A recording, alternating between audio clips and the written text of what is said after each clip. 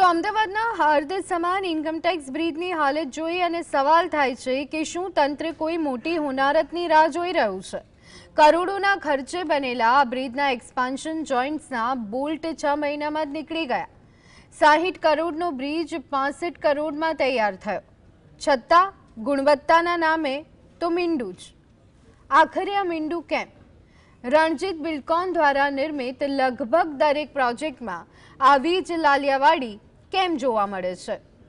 આશ્ચર્યની વાત તો એ છે કે જે બ્રિજને ઇન્સ્પેક્શન રિપોર્ટમાં ગુડ કન્ડિશન બતાડી તેના સાંધા અચાનક કેમ ના ખુલી ગયા? શું તંત્રના ઇન્સ્પેક્શન માત્ર કાગળ પર જ ચાલે છે? જનતાના ટેક્સના પૈસાનું પાણી કરનાર કોન્ટ્રાક્ટરને બ્લેકલિસ્ટ કરવાને બદલે માત્ર થીગડા મારી અને કેમ સંતોષ મનાય છે? તંત્રની આ રહેમ નજર પાછળનું રહસ્ય શું?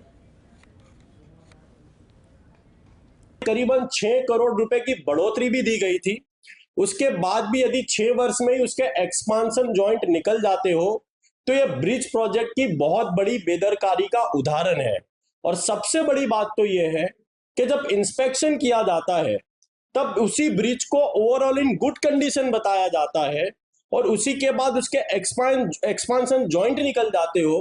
બ્રિજના આ વાત કરવામાં આવે કે એના સ્ટ્રક્ચર ફાઉન્ડર તદુપરાંત આપણે વાત કરીએ કે એના સ્ટેબિલિટીનો કોઈ પ્રશ્ન નથી અને વાહન વ્યવહાર માટે પણ આ બ્રિજ ચાલુ છે। બોલ્ટ ખાલી લૂઝ પડવાને કારણે એને હાલ આપણે વાત કરીએ કે ફિટિંગની કાર્યવાહી ચાલુ છે, બાકી એનાથી કોઈ ગભરાટનું કોઈ કારણ છે નહીં।